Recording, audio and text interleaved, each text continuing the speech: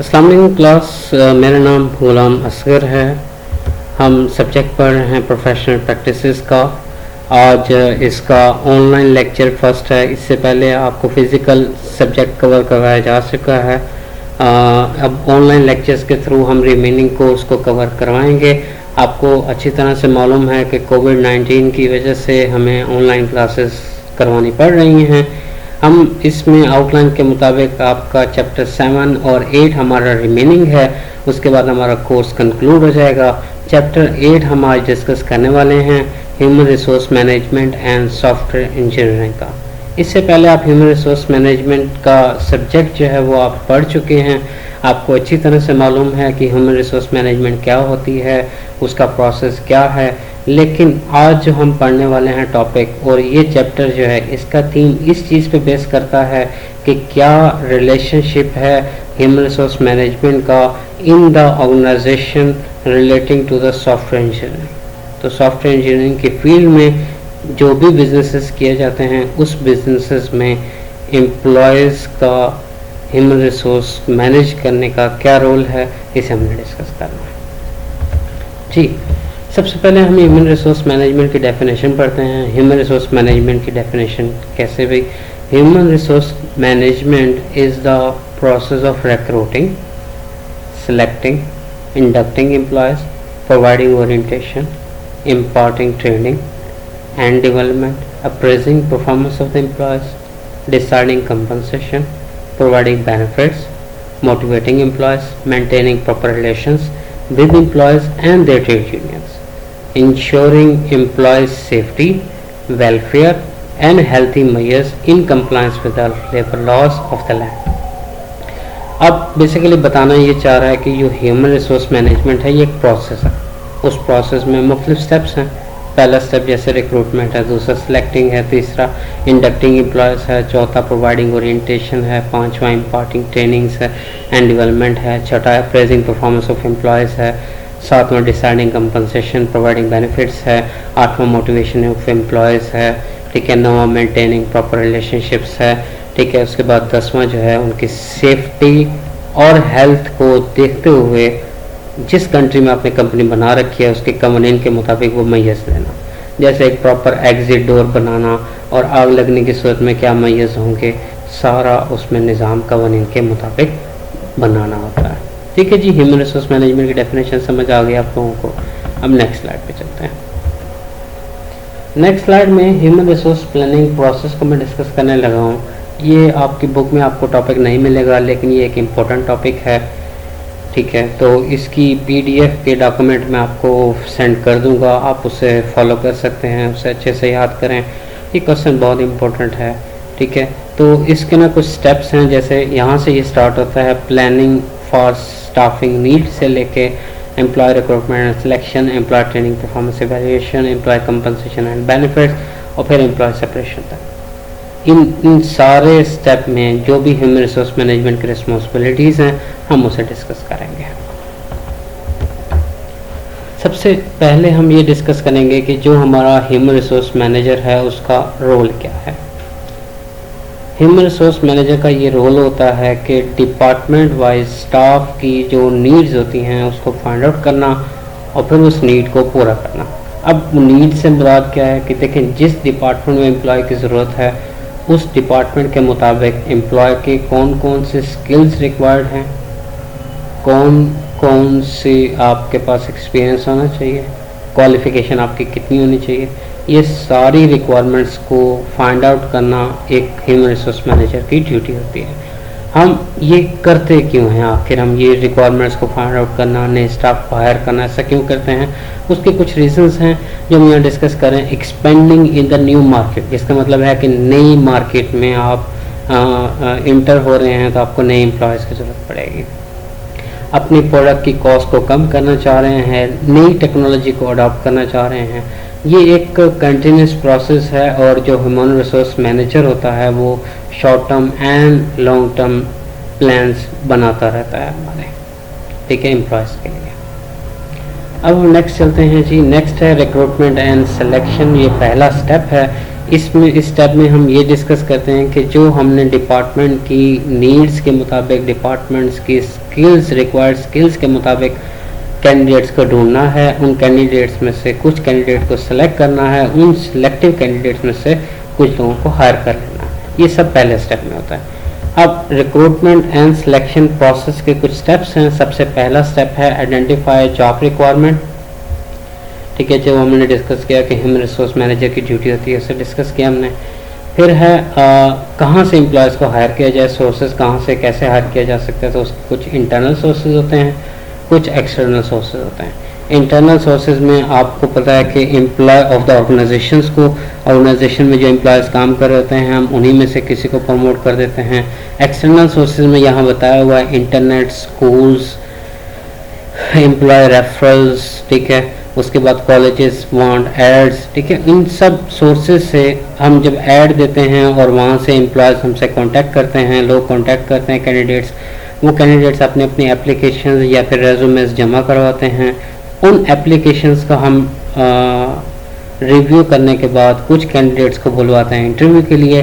फिर उन कैंडिडेट्स का टेस्ट लेते हैं। टेस्ट लेने के बाद एक फॉलोअप इंटरव्यू होता है। उसके बाद जब हम कैंडिडेट को सिलेक्ट कर लेते हैं, फिर हम उससे बार्गेन करते हैं।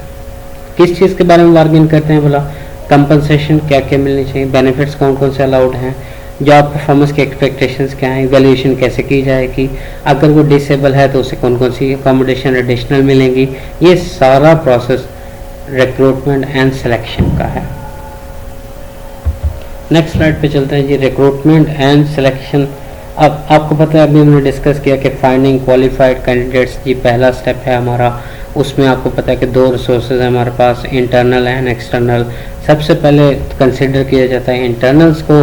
अगर इंटरनल्स में आपकी रिक्वायरमेंट पे पूरा कोई नहीं उतरता, फिर आप एक्सटर्नल की तरफ जाते हैं। नेक्स्ट है जी सिलेक्टिंग एंड हायरिंग एम्प्लॉयज़। जब आप कोई भी एम्प्लॉय को हायर या सिलेक्ट कर रहे हों तो आपको लॉज का ख्याल रखना चाहिए। कौन कौन से, फेडरल भी और स्टेट भी। हमारे यहाँ क्योंकि सूबाई निज़ाम है तो मैं ये कह सकता हूँ कि प्रोविंशियल लॉज का जो सूबाई कवानीन हैं उनको फॉलो भी करना पड़ता है, और जो वफाकी कवानीन हैं उसको भी फॉलो करना पड़ता है। आखिर इन कवानीन से मुराद क्या है?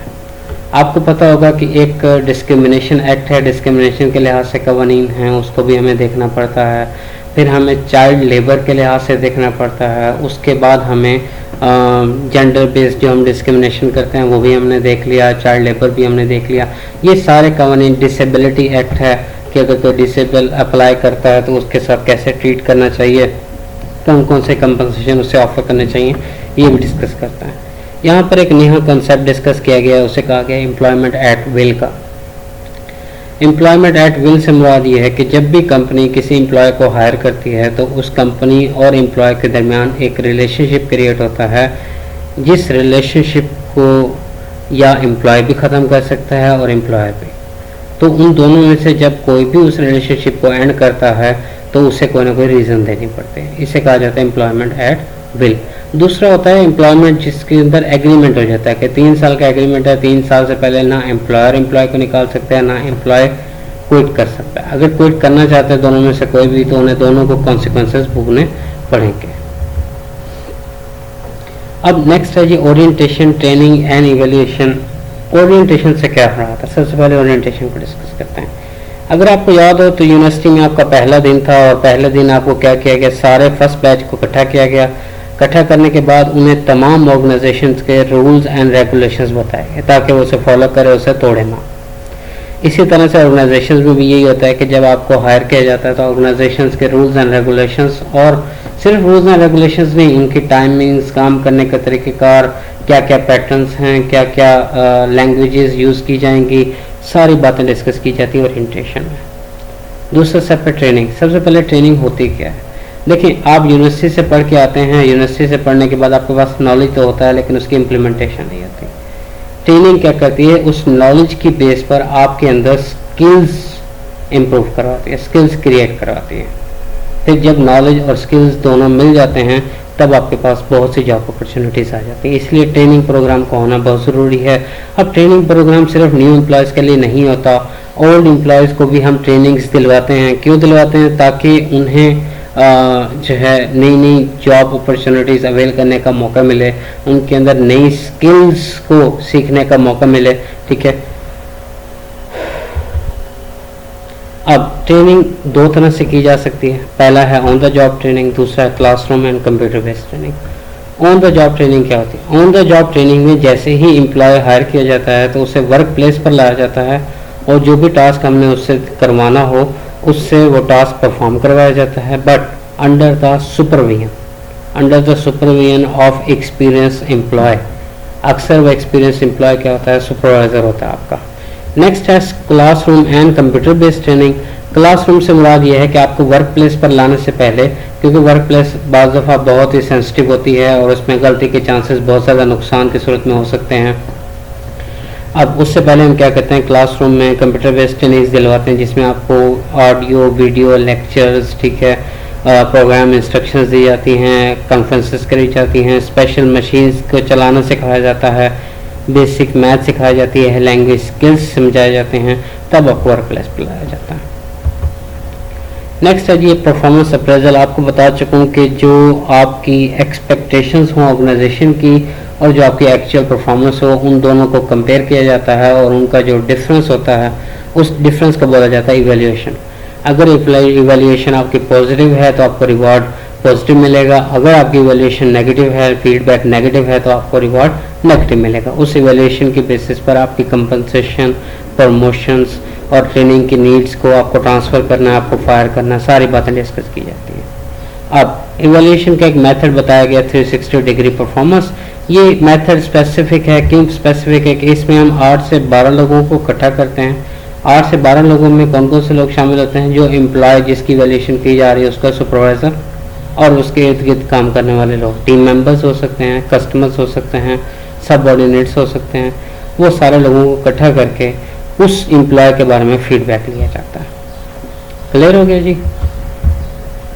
नेक्स्ट है जी कंपनसेशन। कंपनसेशन दो सूरत हाल में दी जाती है, वेजेस की सूरत में और सैलरी की बेस पर। वेजेस जो होती है हमेशा याद रखें या आवरली बेसिस पर होती है या डेली बेसिस पर, जबकि अगर मैं सैलरी को डिस्कस करूं तो सैलरी जो होती है वो पीरियडिक बेसिस पर होती है और पीरियडिक जो है वो 30 डेज़ का भी हो सकता है, वीकली भी हो सकता है, लेकिन एक पीरियड स्पेसिफिक पीरियड के बेसिस पे हम सैलरी देते हैं। 4 फॉर्म्स ऑफ इंसेंटिव कंपनसेशन। अब हम अगर किसी भी एम्प्लॉयज़ को इंसेंटिव्स देना चाहते हैं तो इंसेंटिव्स किस सूरत हाल में दिए जा सकते हैं? आपको याद होगा कि आप सिर्फ ये सोचते हैं कि हमें सिर्फ इंसेंटिव बोनस के तौर पर मिलता है। अब वो बोनस कहाँ से आता है उस पर भी डिपेंड करता है। कंपनी की पॉलिसीज़ होती हैं, जैसे सबसे पहली पॉलिसी है प्रॉफिट शेयरिंग, कि अगर कंपनी ने एक्स्ट्रा ऑर्डिनरी प्रॉफिट्स कमाए हैं उसकी बेसिस पर आपको बोनस दिए जाएंगे। फिर है गेन शेयरिंग। गेन शेयरिंग से मुराद ये है कि आपकी परफॉर्मेंस के गोल्स को सेट किया गया था, अगर आपने वो गोल्स अचीव किए हैं तो आपको गेन वो परफॉर्मेंस के बेसिस पे आपको बोनस दिया जाएगा। फिर है पे फॉर द नॉलेज, कि सैलरी इंक्रीज करती है जैसे जैसे आप नए टास्क सीखते हैं, नई नई स्किल्स अचीव करते हैं, ठीक है, नॉलेज आपका बढ़ता है। चौथा है जी लंप सम बोनस। ये lump sum bonus one time कैशमेंट होती है, कैश पेमेंट होती है। ये अक्सर हम देते हैं रिटायर होने वाले एम्प्लॉयज़ को, ठीक है, जो जो एम्प्लॉयज़ हमारे रिटायर हो रहे हों हम उनको ये बोनस अप्लाई करते हैं। अब बेनिफिट्स को डिस्कस किया गया कि एम्प्लॉय को कौन कौन से बेनिफिट्स ऑफर किए जाते हैं और फिर बेनिफिट्स को ऑफर करने के 2 तरह के प्लान्स होते हैं, वो प्लान्स भी हम डिस्कस करेंगे। सबसे पहले ये देखते हैं कि बेनिफिट्स कौन कौन से होते हैं। देखिए आप देख सकते हैं कि रिटायरमेंट प्लान्स है, हेल्थ इंश्योरेंस है, वोकेशन है, ट्यूशन रिम्बर्समेंट है, ये एम्प्लॉयज़ को दी जाती हैं कंपनीज़ के एक्सपेंस पर। यानी अगर आपको छुट्टी पर भेजा गया तो कंपनी उसका खर्चा पेड आपको वेकेशंस मिलेंगी। और उसके अलावा आपको 2 प्लान्स हैं, flexible benefits plan, flexible work plan. Flexible benefits plan से मुराद जब भी एम्प्लॉय आपका हायर करते हैं आप उसे कुछ ऑप्शंस देते हैं कि आपके पास ये फॉलोइंग बेनिफिट्स हैं, आप इन बेनिफिट्स में से कुछ बेनिफिट्स को चूज़ कर सकते हैं।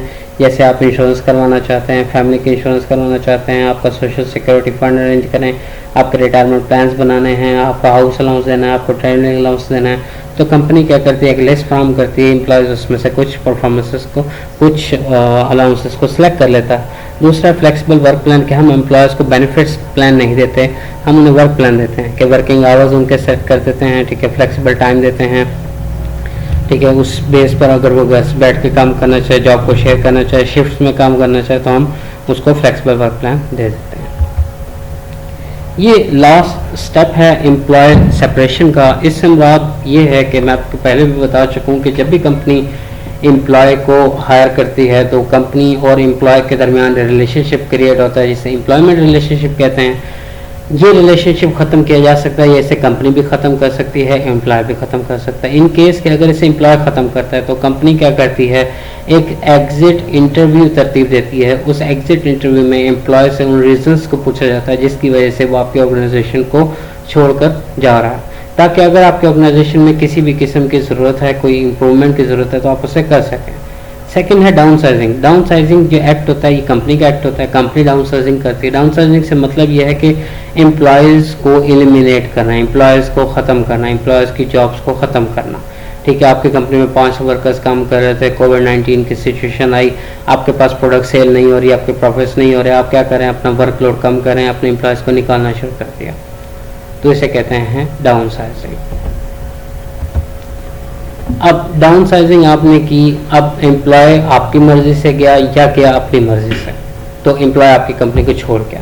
अब आपको नए एम्प्लॉयज़ की ज़रूरत है। नए एम्प्लॉयज़ आपको 2 तरह के हैं, ऑन द स्पॉट या तो आउटसोर्सिंग है। आउटसोर्सिंग से मुराद ये होता है कि आप अपनी कंपेटिटर कंपनी में जो बंदा काम कर रहा होता है उसके पास same experience, same skill set होता है, आप उस बंदे को हायर कर लेते हैं।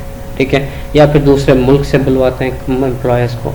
फिर दूसरा है using contingent workers. Contingent word जो है ये कंटीजेंट प्लान के तौर पर वर्ड यूज़ होता है, जिससे मुराद ये होता है कि अगर हमारा प्लान ए फेल होता है तो उसकी जगह पे हम प्लान बी को प्लेस कर सकें।